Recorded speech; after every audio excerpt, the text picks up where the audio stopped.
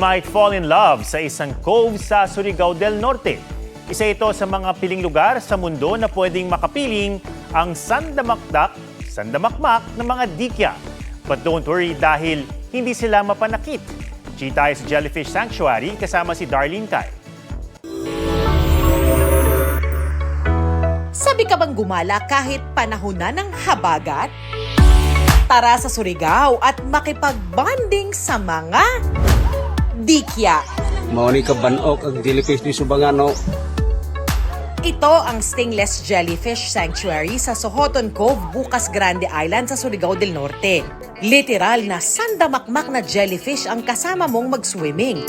Pero ligtas ang mga yan.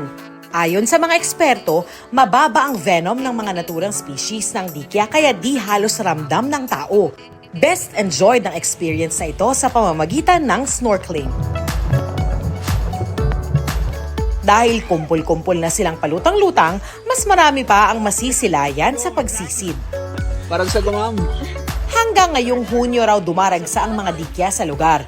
Pagkatapos ng buwan, nagmamigrate na sila dahil sa nagbabagong temperatura ng dagat. Ang mga uring ito tinatawag ding golden o moon jellyfish.